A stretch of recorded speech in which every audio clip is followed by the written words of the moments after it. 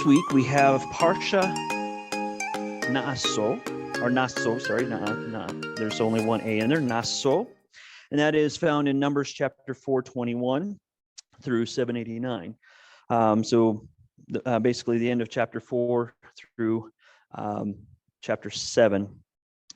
But today I would like to focus on a small portion, but because there was so many things in Numbers in this passage where we had the jobs of the Gershonites, you have the Sota offering, which we talked a little bit about during Shavuot.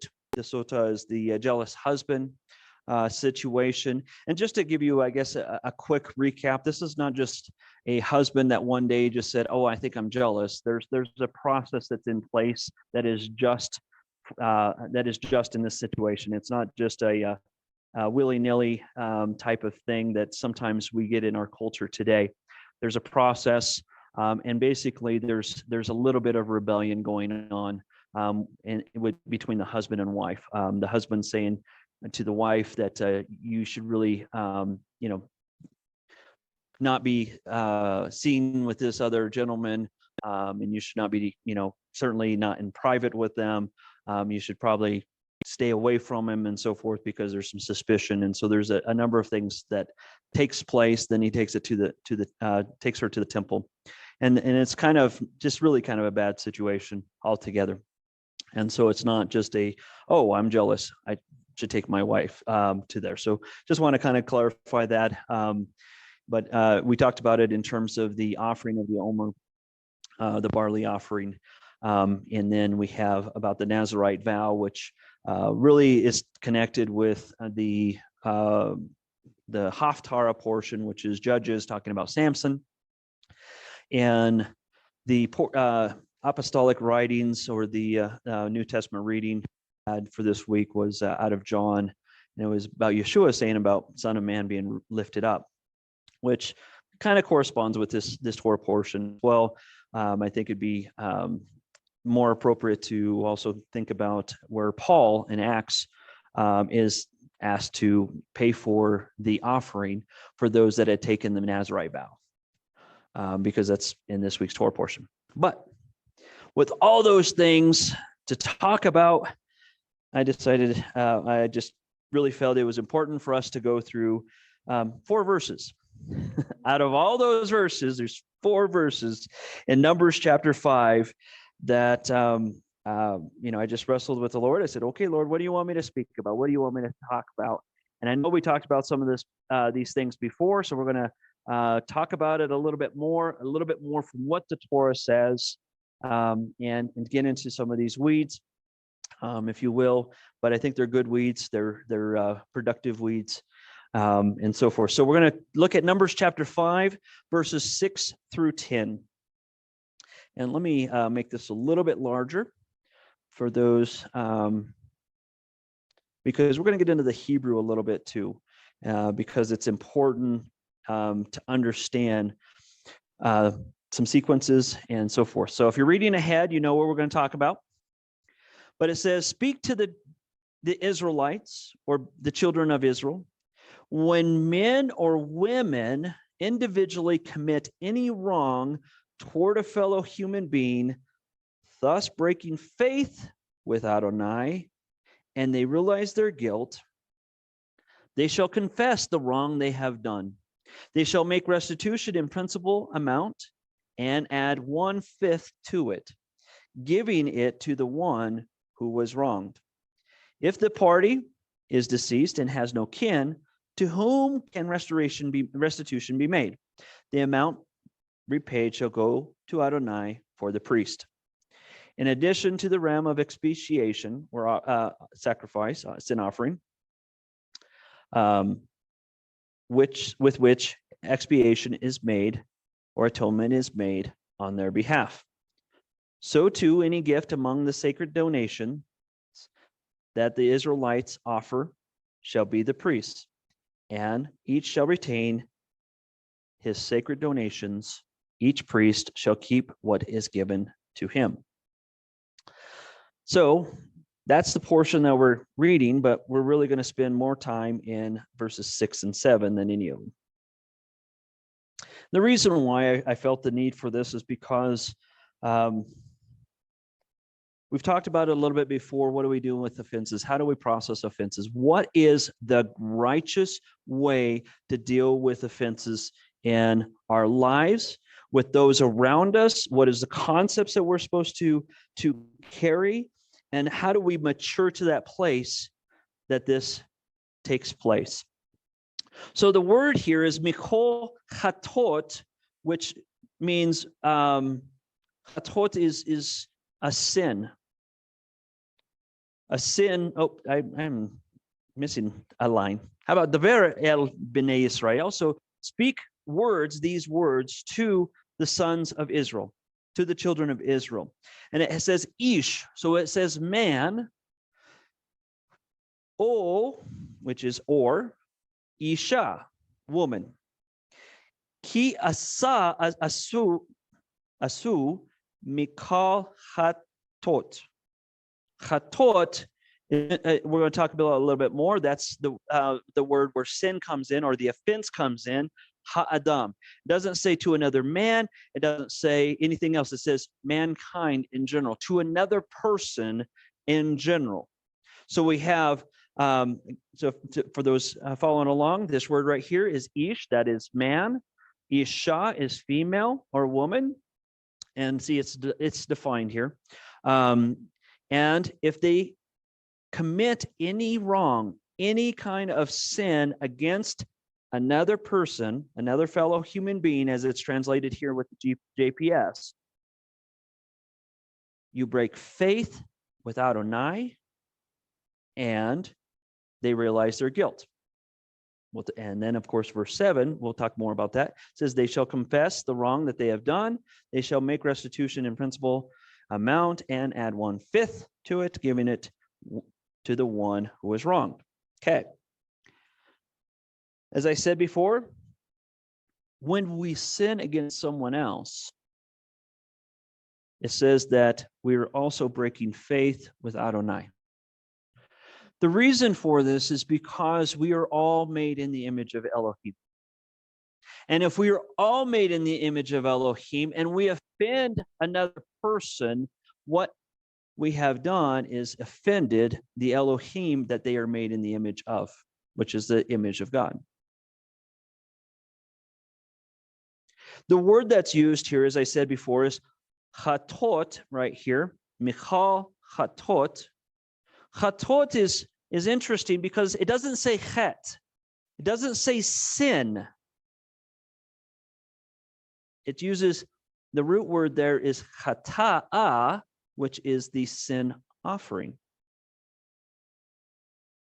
So we have an offense that's made, but it is the offense with an offering. It has a condition. There is a recognition of guilt that requires an offering.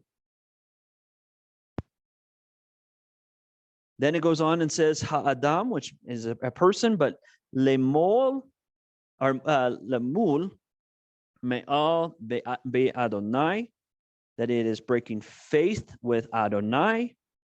But then it says ve'ashma, which is the word for guilt offering, which is asham. So if I click on that, that is asham, that is guilt, that is guilty, as it says, but it's also to declare guilt. So there's ve'ashama ha-nefesh ha-hu.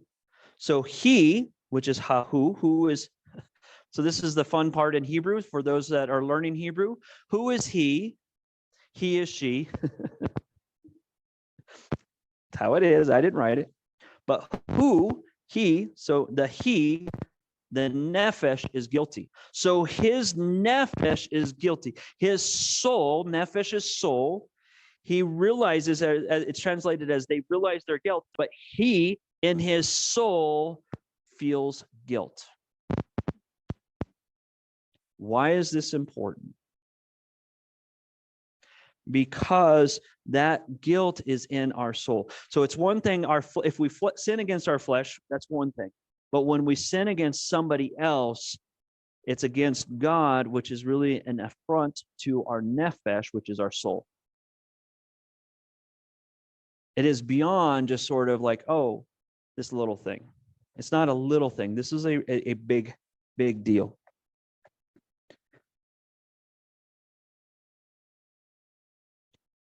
And I pulled up Bible Gateway because we're going to bounce around a little bit. Because one of the things that I have heard is, but Rabbi, what if I didn't know? Is it still an offense against God? Or I didn't mean to. I didn't mean to. Adonai knows my heart. God knows my heart. Well, today I'm going to show you what Torah says. And for this, we go to Leviticus chapter 5. Leviticus. Oops. Chapter 5.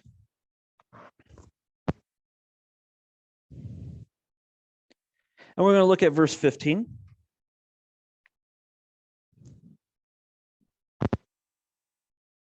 And it says, well, let's start in verse 14.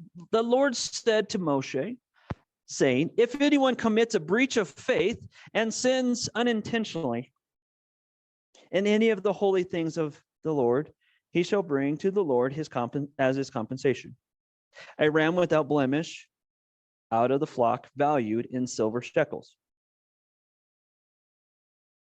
according to the shekel of the sanctuary for a guilt offering. So I didn't mean to isn't an excuse. If we did it, we did it, whether we knew it or didn't know it. The word here in verse 15 is shagaga. Shagaga. Shagaga is the sin, literally the sin of inadvertence. Shagaga, Shegagah. Might be a good explicative. Shagaga. Maybe not. I don't know. If it catches on, I'm coining it. No, I'm just kidding. But then we move on to verse 17. It says, if anyone sins doing any of the things that by the Lord's commandment ought not to be done, though he did not know, then realizes his guilt, guess what? He shall bear his iniquity. So saying I didn't know is not an excuse. I didn't mean to isn't an excuse. The Lord knows my heart. I didn't intend to do that. I didn't mean to do that. It doesn't matter. If the offense takes place and you did it, we'll talk more about that. You're still guilty. We're still guilty. So in 17, 15, as I said, for the unintentional sin or the inadvertent sin is shigaga. In verse 17, in the Hebrew, it says lo yada. Lo is no. Ken is yes, lo is no in Hebrew. Yada, Y-A-D-A, lo is L-O. Y-A-D-A is to know. So we sometimes sing the song Velo Yadata, which means have you not heard? Or have you not, do you not know, I should say? Have you not heard? It's a song, I think it's out of Isaiah. Velo Yadata. But here it's Lo Yada, meaning you did not know. But what is that second part? It says, then realizes his guilt. He realizes in his nefesh. He realizes it in his nefesh. And he, in this case, it says, and he shall bear his avon. Avon is punishment of sin.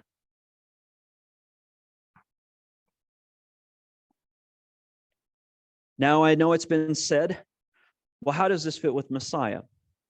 With Messiah, his atonement is for our punishment of sin, not for the consequences of it. Because we still have to pay the consequences for our sin. If I shouldn't say me, I don't want to use me, but if someone was to be commit sexual sins and have an affair with someone else, the consequences of that is a child. He didn't pay for the consequences of that sin. He paid for the punishment of sin, which is death. For the wages of sin is death.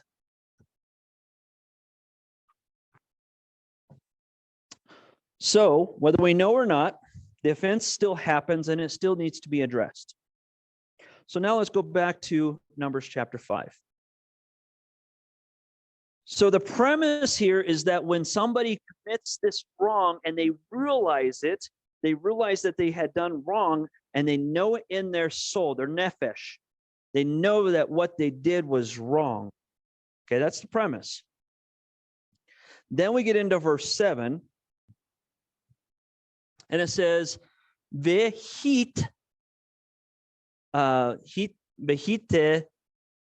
teva do. And that word there means to cast or confess. This word right here, this very first one, and he shall confess or shall throw down, throw out. Basically, essentially, I recognize the sin. I want to throw that sin off of me. I want to throw that burden off of me. Et chatatam, that sin offering. Again, it's not chet, it's not sin. Chet is sin. Chatat, or chata here, is the sin offering. It's about the offering, about wanting, the desire is to make things right. So we are confessing or casting. It's words with heart and action behind it. Saying I'm sorry it is not enough. As we've taught our kids, right? Say you're sorry. Say you're sorry. Tell him you're sorry, right? We tell them that. Why? Because we want them to just say sorry every time they do something wrong? No. Because we're trying to teach them, hey, you did something wrong. Here's the beginning of what you do. And then it goes on and says, asher aso beheshiv. So this last word right here, heshiv, which is the root word of Teshuva. We've talked about Teshuva, but shuv here means to return or to be brought back.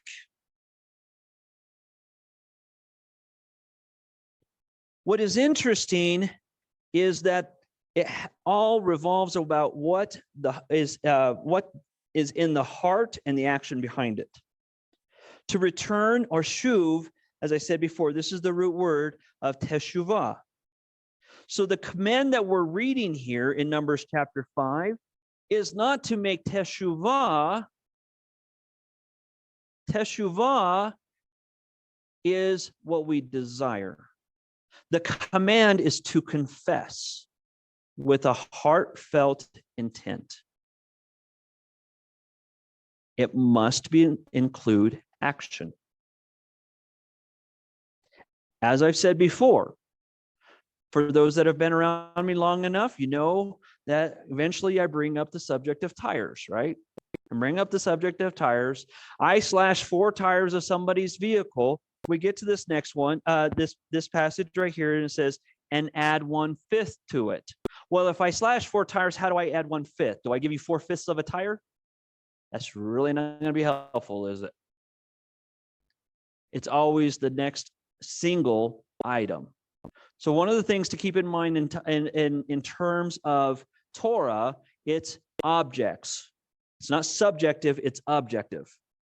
So if it's always going to be rounding up to 1. So if I accidentally run over your dog, heaven forbid, but I do that, and even if it's an accident, but I do it,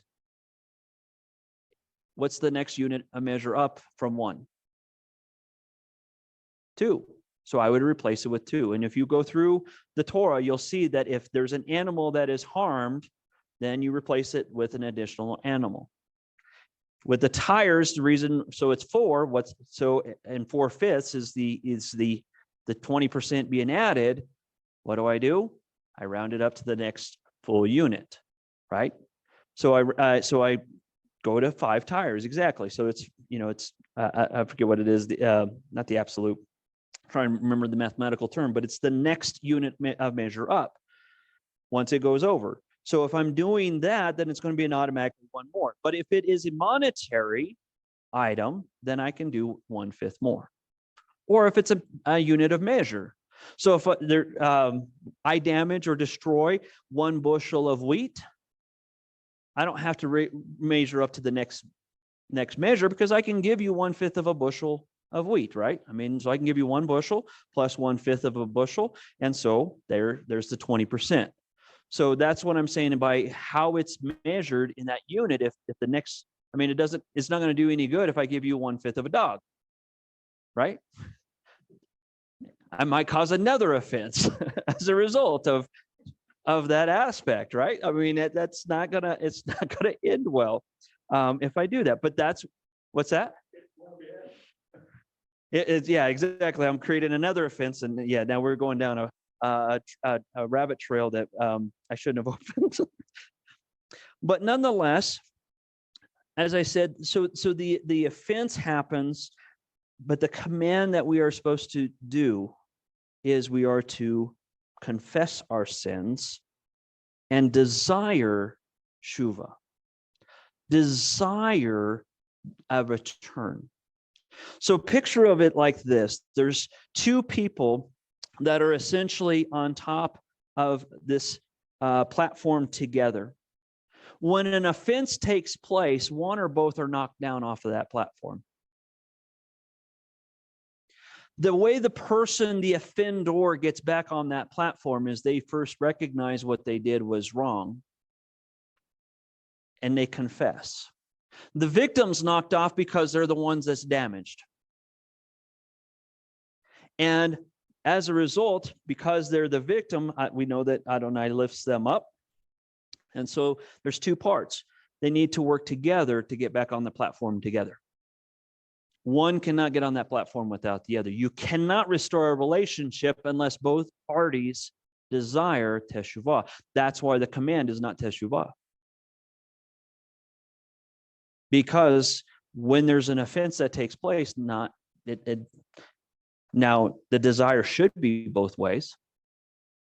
The desire should be that a relationship should that we desire to have that relationship back. But sometimes we have another element that's brought into this, which is an element of trust. And when trust is broken as part of this, it makes things a little bit more difficult. In Proverbs chapter 18, it speaks to this subject matter a little bit more so, regarding an offense as well as trust. So Proverbs 18, looking at verse 19. It says, a brother offended is more unyielding than a strong city, and quarreling is like the bars of a castle. A brother offended is more unyielding than a strong city. What that is saying in Proverbs is that it's going to take a lot of work to regain trust once that trust is broken.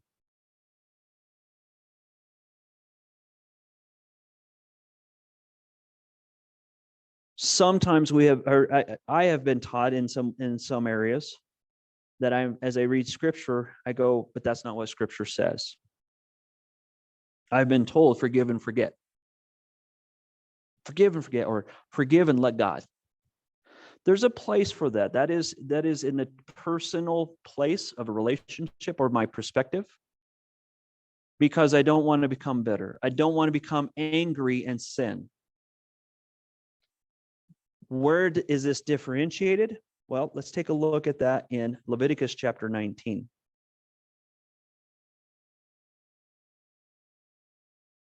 And it's something that we say, part of it is something we say all the time. V'ahavta l'reacha kamocha. Oh, it helps if I spell it right. Leviticus chapter 19, verse 18. We read that, but you shall love your neighbor as yourself, right? V'ahavta l'reacha kamocha. But what else does it say? You shall not take vengeance nor bear a grudge against the sons of your own people. So how do we process this in terms of an offense that takes place? How do we walk this line of not bearing a grudge and certainly not taking vengeance, because vengeance is the Lord says, vengeance is mine, says the Lord. So how do we walk this out? How do we walk this out? Because if I don't just say forgive and let God, well, then that doesn't undo the offense that's taken place, right? That's unjust. And our God is just. But we are instructed to not bear a grudge against someone.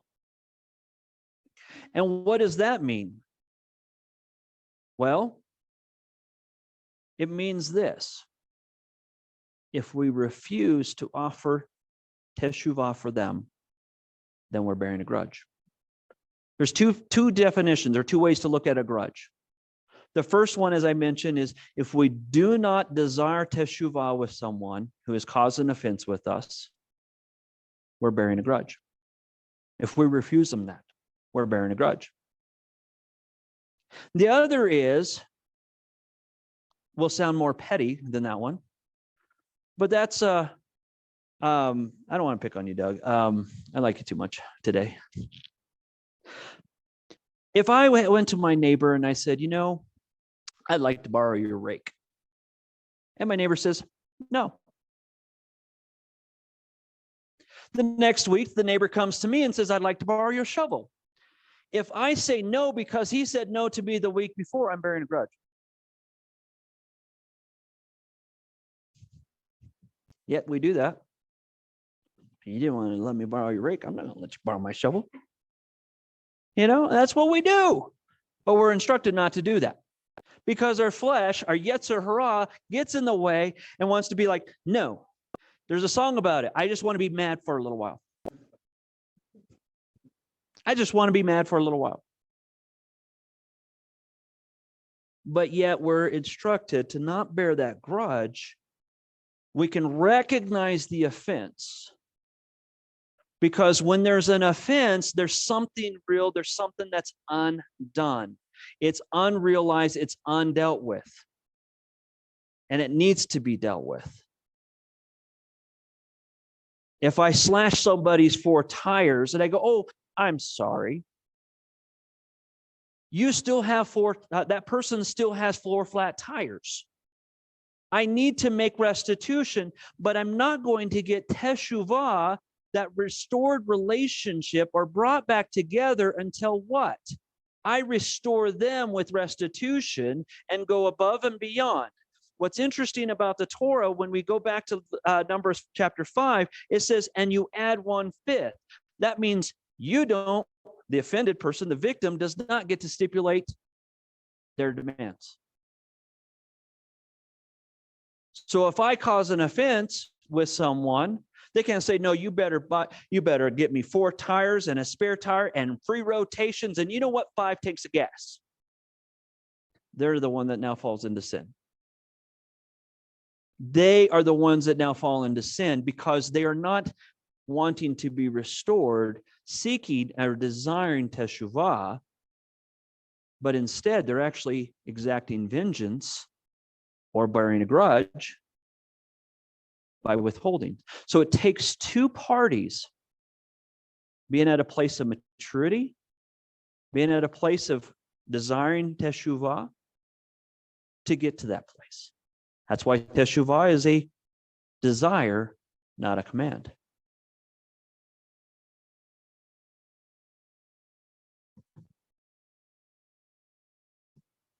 And that confession is not just saying, I'm sorry. It actually says, I'm laying this burden. I want to remove this burden. I want to cast down that burden that separates the two of us.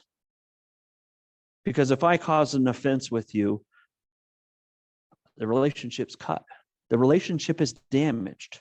And that confession is, I'm coming to you saying, I want to restore this relationship. Or at least remove that barrier that's between us. Yes.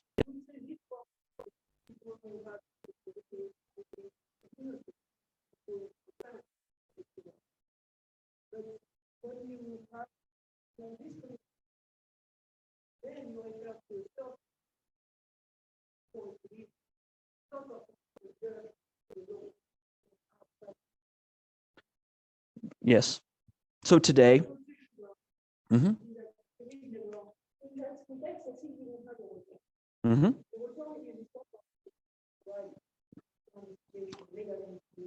But actually they don't. So what you're talking about is, so then we go to a court.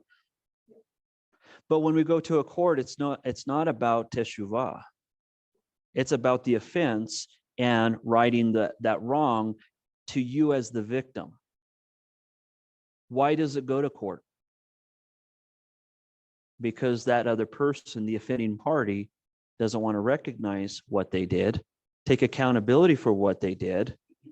And so why do we take it to court? So this is not where I was necessarily going in my notes, but let's take that and let's go with it. Because Messiah talks about this very thing in Matthew chapter 5. In Matthew chapter 5, verse 23, I think, it says, but I say to you, as it bounces, verse 23, so if you are offering your gift at the altar, and there remember that your brother has something against you, i.e., you have an offense, there is a chata'ah, or here in Numbers 5:7, it says a chatatam. You have that between the two of you. You have this sin, that barrier that is placed between the two of you.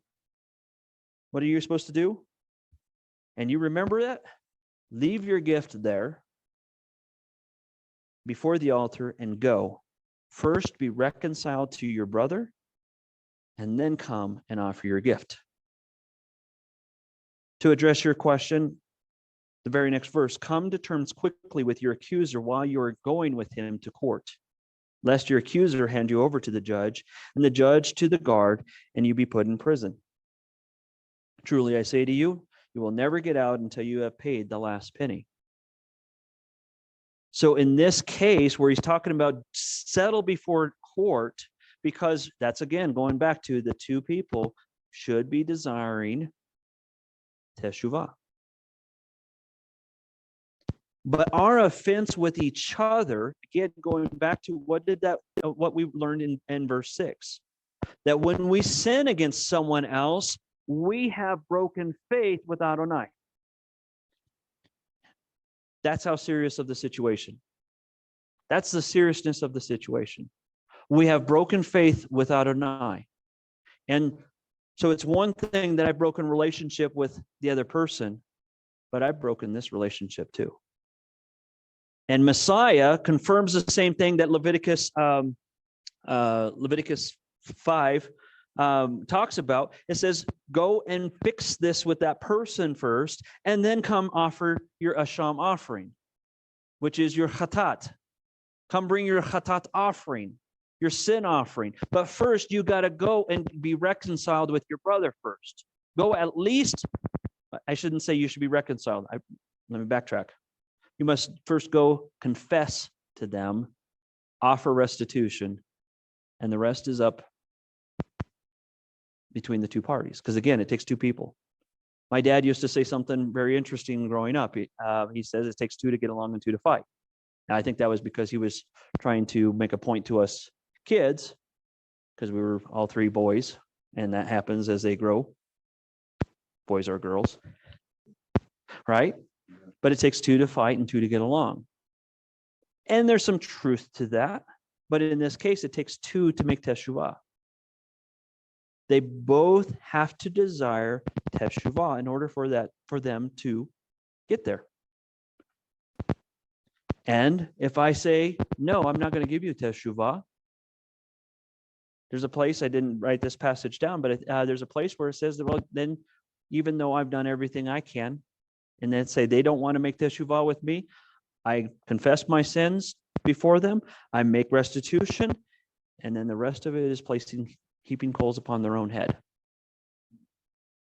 It puts burning coals on their head because now the offense falls on them because they're bearing a grudge and they're withholding vengeance or holding vengeance because they refuse. No, that's not good enough for me.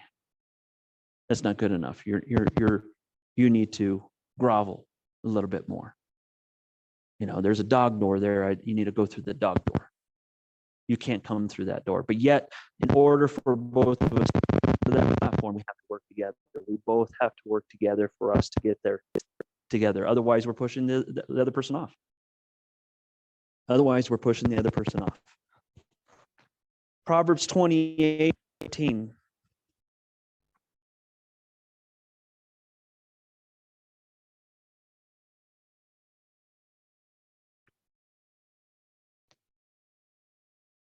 And the ESV says this. Well, not the best translation, sorry.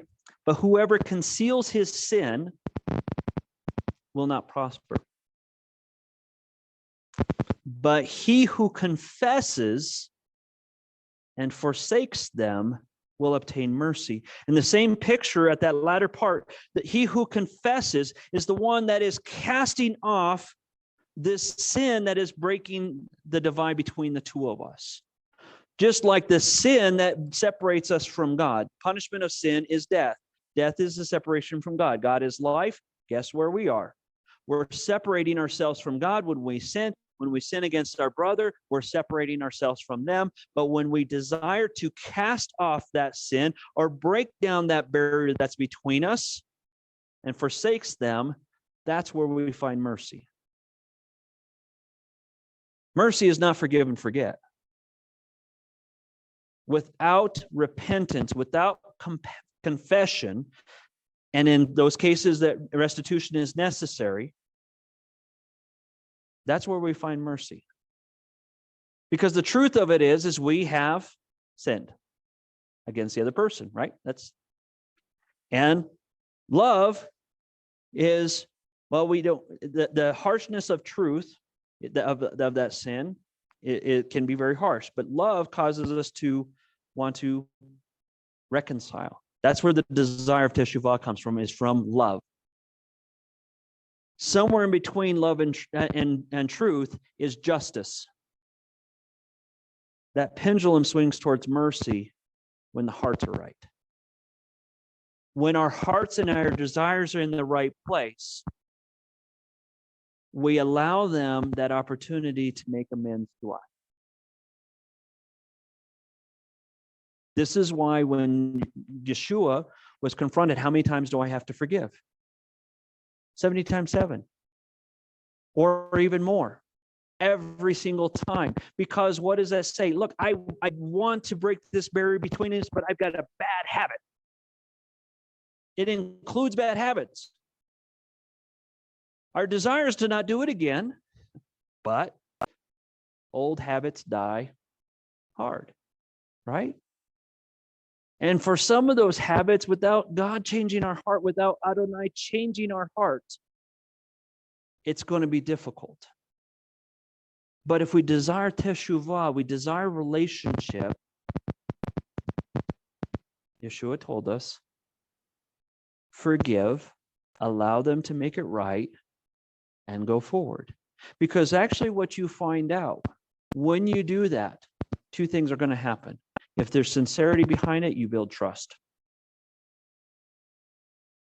If there's no sincerity behind it, you lose trust. Trust cannot be built without vulnerability. Trust cannot be built or gained without vulnerability. That's why we have the phrase trust but verify. Really, trusting is through verification. I can start off giving you the benefit of the doubt, but it is through those times that those challenging times that we begin to actually solidify that trust. When you're first married, you trust them, but until you've gone through a few years of marriage, your trust either grows or it doesn't. But most of the time, the strong marriages begin to build trust.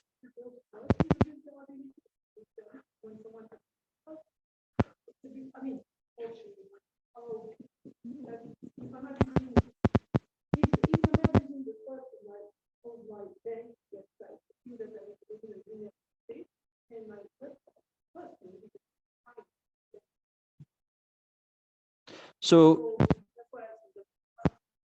right. Right. Okay, that's it.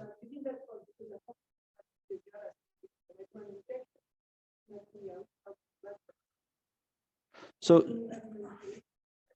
okay, so what do you do in that situation? You say, hey, you got a vulnerability here, and you tell that to the bank. What the bank does with that information is whether you're going to continue to trust them or not. Because did they do it on purpose? No. So if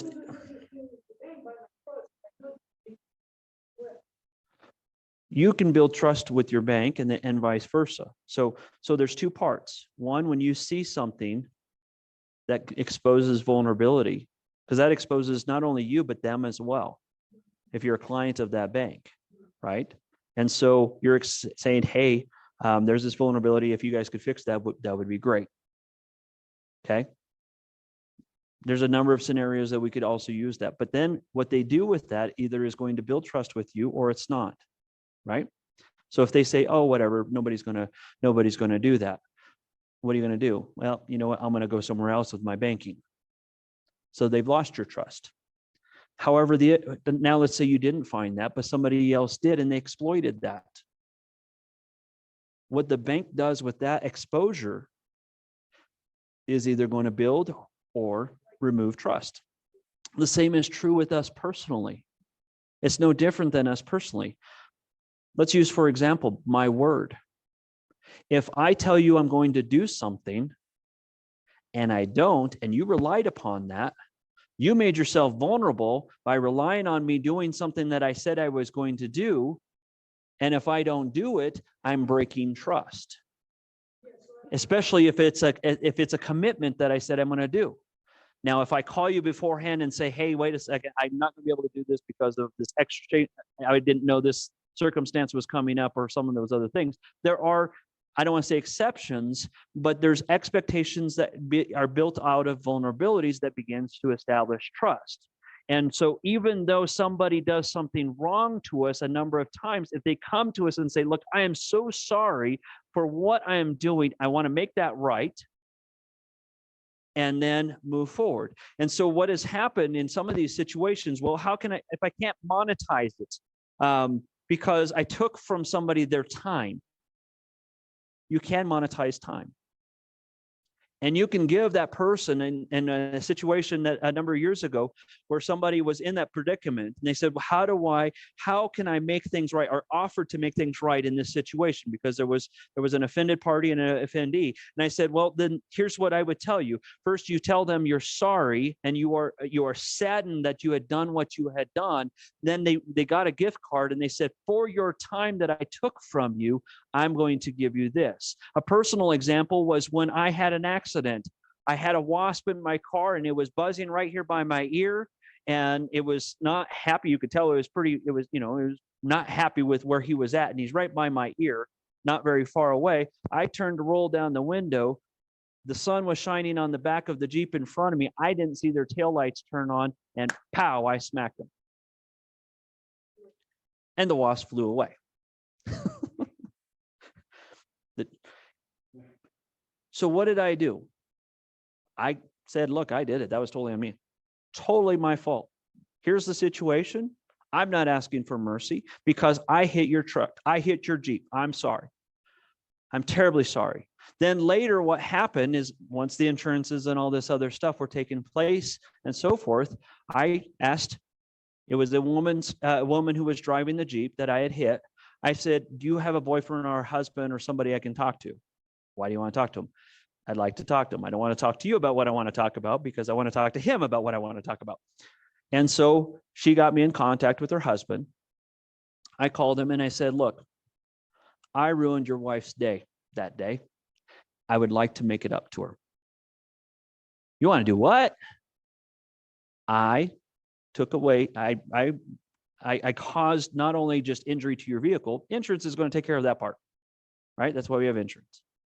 But I said, but I ruined her day. And so what I would like to do is I would like to make her day. Is that okay with you? Because, I mean, it's a male-female thing. I want to be really careful with that. And I want to make sure I have the husband's blessing. And he's like, so what are you thinking? I said, I'd like to give you guys some chocolate. Well, we're just happening to be going on a trip. I said, great. What does she like and what do you like? I said, because you were the one that had to deal with her coming home going, I got in an accident today. I said, so I ruined part of your day too. I'm sorry. And he's like, this is weird. And I get it. I get that it's weird, but I'm going, I cannot have a clean conscience until I do this. I'm not trying to be friends with them. I don't know who she was. I don't know him. I have never heard from them or seen from them since. But in my mind, I knew I ruined their day because I know what it's like to have it, to be hit. I've been hit before. But in this case, I was like, no, I want to make this right. I want to make amends for ruining her day by giving her a day that she didn't expect. Only he knew. They stopped by, picked up the chocolate. I never met him. It was all kind of set up so that way they could come by whenever they didn't need to meet with me and stuff like that. Picked up their chocolate and went on their way. I got a message later saying, these are great. Thank you.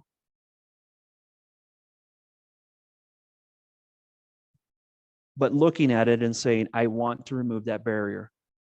I want to remove that barrier between them because maybe in the future they see me and go, oh yeah, that's that jerk that hit me. Now what are they going to say? Hey, that's that guy that gave us chocolate after he hit me. But nonetheless, they're going to still remember that, hey, this is somebody who recognized he ruined my day and wanted to make my day. The same is true for how we're supposed to walk.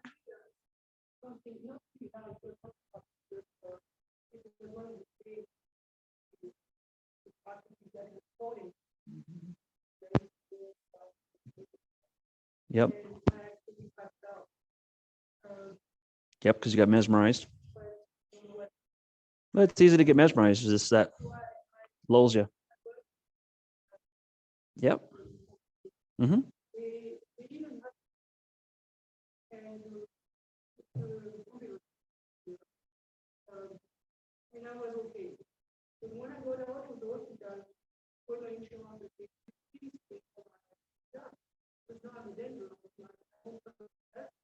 Right. Right. Right. Right. Right. Right. Right. Right.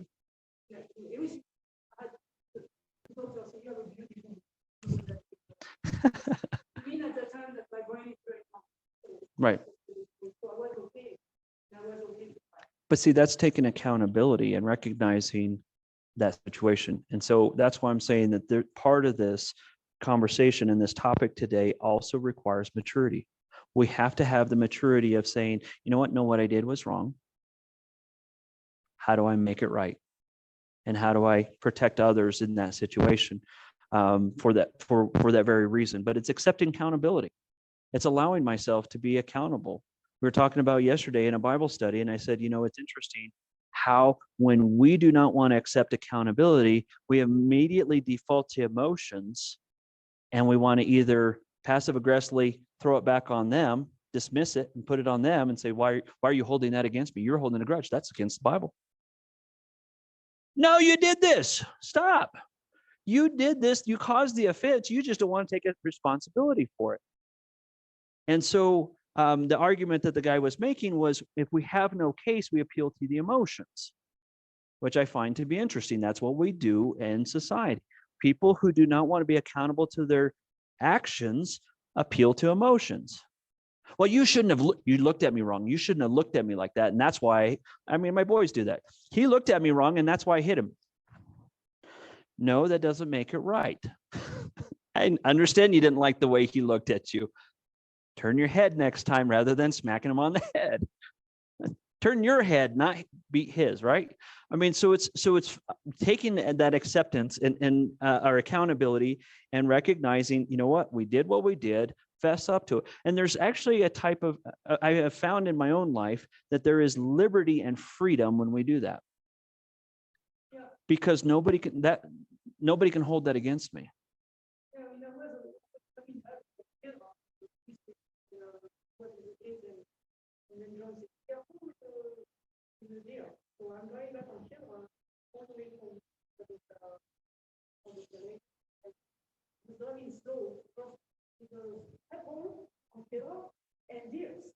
Oh, of course, yes. Yep.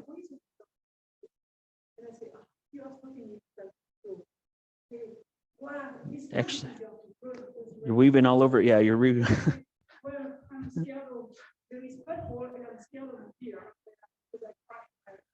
Right.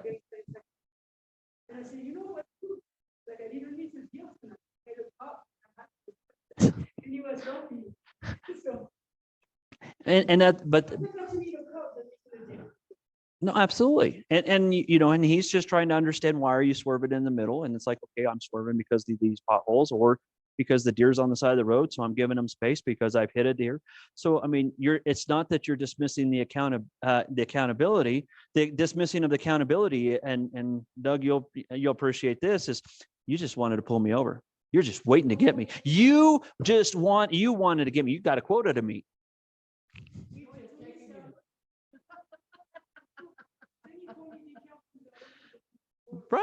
Right. But there's two ways that you could respond. Hey, I do recognize what I did. I did that because of the potholes, and I did that because of the deer. You're taking accountability for it, but to dismiss it because you're guilty or whatever else. If that was what you're doing, that's a legitimate reason, whether it's right or wrong, and he doesn't like it or not, it's not up to you. That's what you did. You accept that. But if you dismiss it and say, well, you just did that because you got a quota to fill, now you've put it on them and you created a negative emotive on them, which is a false testimony. It's a false accusation, which is wrong. But yet we do that when we have no case. Our tendency is to do that when we do not have a case. Right. We don't want to be held accountable, or we don't want to take accountability. And that's why things, when that happens, when we look at justice, that's why that pendulum swings towards truth, because a police officer is going to be more likely to go, you went there? Really? Now that pendulum's going to swing over here to truth. You violated the law. Guess what? Here's your ticket. Thank you for supporting my quota. Although they don't have one, but nonetheless, that's what happens, is you're less likely to be lenient when that person doesn't recognize the truth of what their actions were. Justice is still in the middle. Mercy is on that side when they recognize what they did was wrong, their heartfelt feeling about it and so forth. Then that's where the pendulum swings over there and goes, you know what, just do these things, and I realize that what you've done is wrong, and let's begin repairing that relationship. Let's knock that barrier that's between us out of the way, and let's begin building that relationship. Right.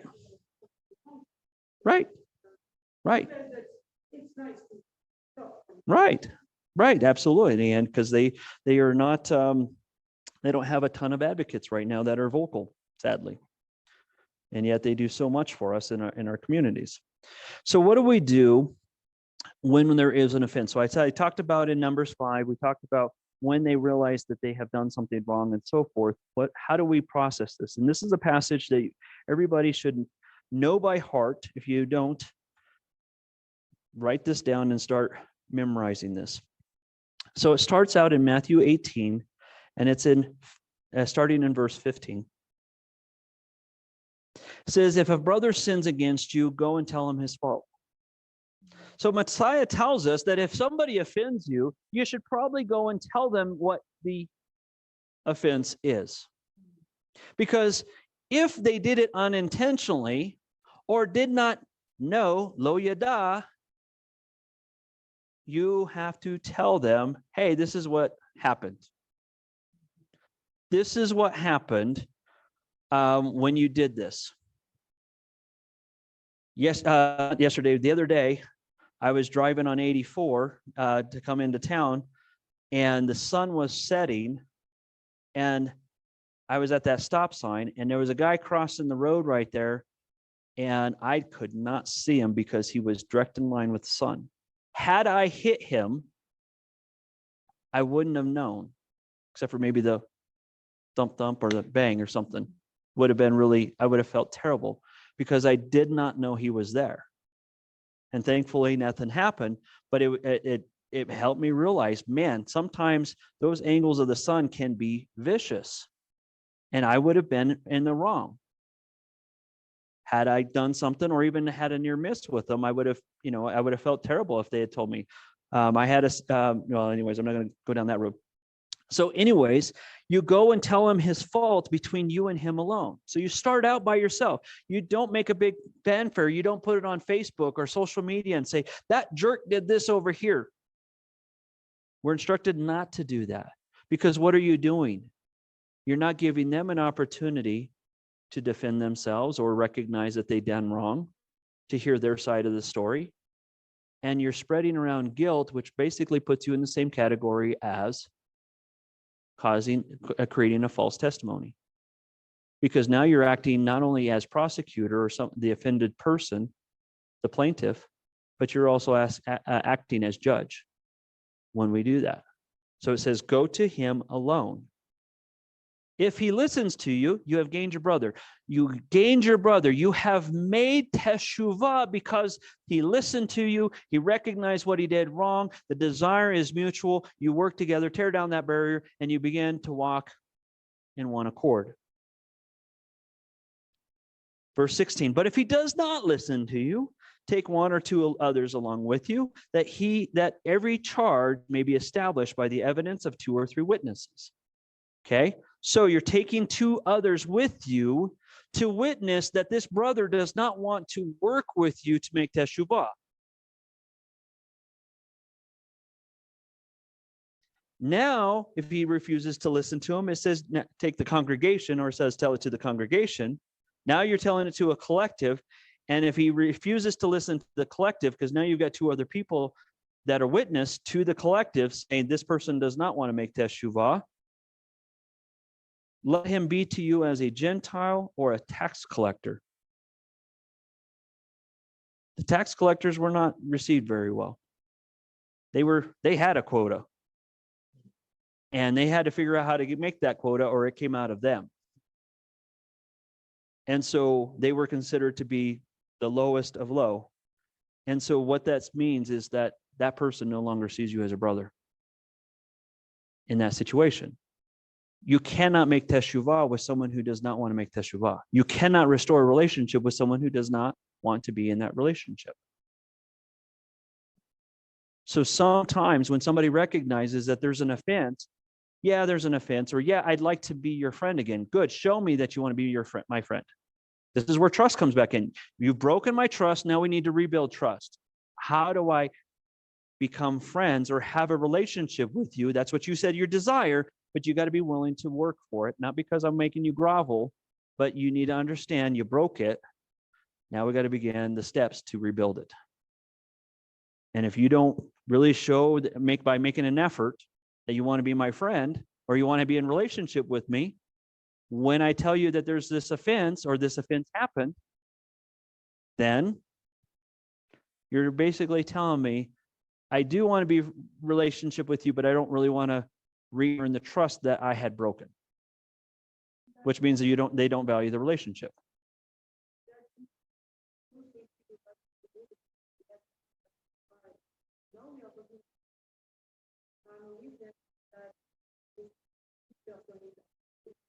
Right.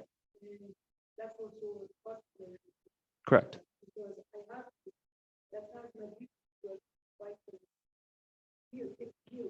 Right.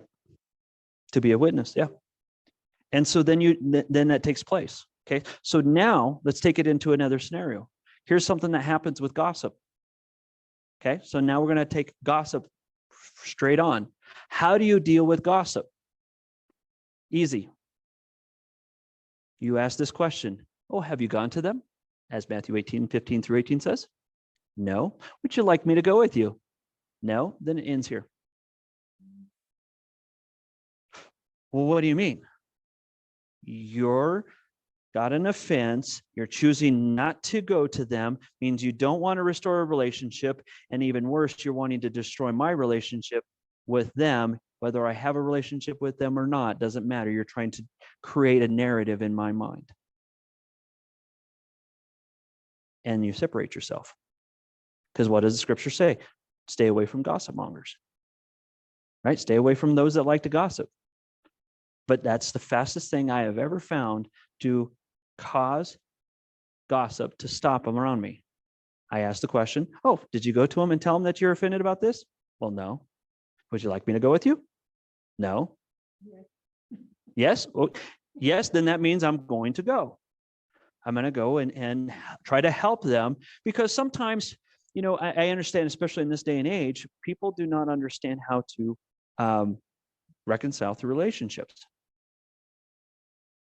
And so I try, the challenge for me is sometimes when there's offense against me or I caused an offense, sometimes it's difficult for me because I cannot be mediator and one of the parties, the plaintiff and the defendant, if you will, in the situation.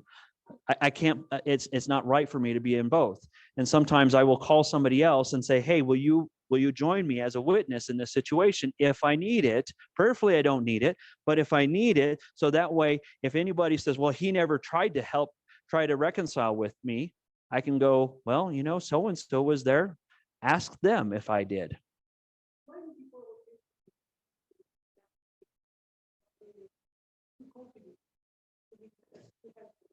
Because we don't want to be held accountable.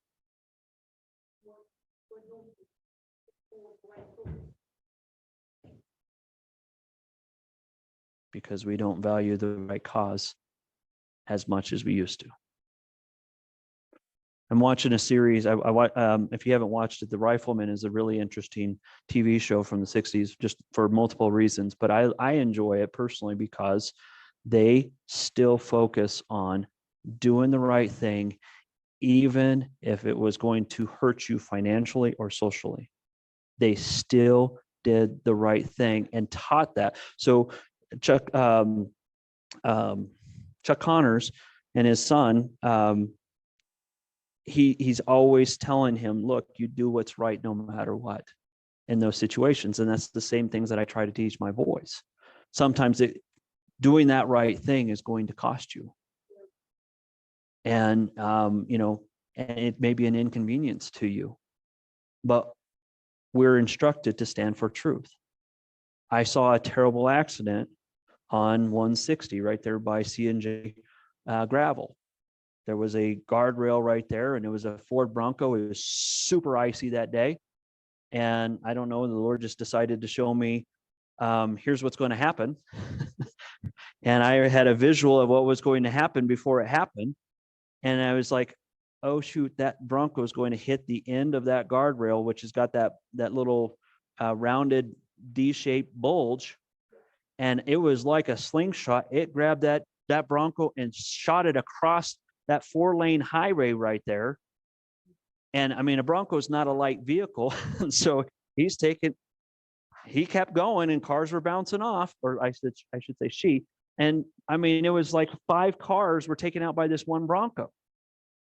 And, so I called the police and, called the dispatch. And I said, look, I was a witness to this. Here's my number. Here's my contact. And, when they can, they send an officer over, and I, told them everything that I had seen and so forth. So they can assess, I'm not getting involved in who is right and who is wrong. I'm just stating, this is what I saw. And, I felt terrible for her because she was not She was not out of control. She just lost a little bit of control, but it was that guardrail that, I mean, it just slung her like a slingshot across. It was right there by that bridge, and it was super icy. And if you did not realize it was super icy right there, she was going a little, maybe she was going a little bit fast, but she was going the same speed as traffic.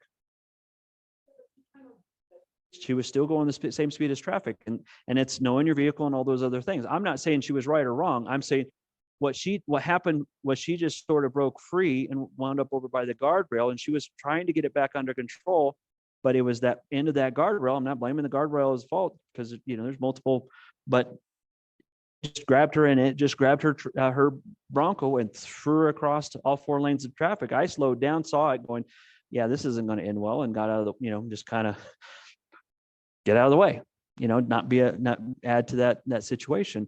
But to your point, I called and I said, look, I was a witness to this. I'm going to, do that same thing. I come upon an accident and I see, I administer first aid and so forth. I'm going to stay there until the police come and do, help them with a report, because that's the right thing to do. I'm a witness to it. And that's part of it. So sometimes there's situations where we have to go, how can I handle this a little bit differently, because I need to get to a certain place or something like that. But you can still do that over the phone or other ways.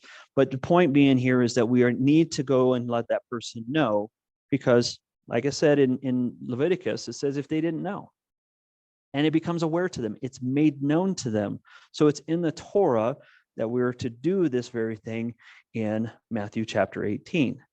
So it says, and then when we do those things, and then it's, of course, that passage we talked about later that it says, whatever you bind on earth shall be bound in heaven. That's an issue of judgment. As a congregation of those who are desiring to have Teshuva, desiring to see other people in the image of God, when those things happen, that's why it's important for us to realize not just an offense with that person and I, it's an offense between God and I. And if they're not willing to restore a relationship with me, that means they're not seeing me made in the image of Elohim. And now they have a problem with God. That's why Teshuvah, for us to desire Teshuvah, is so important. It's not a command, it's a desire.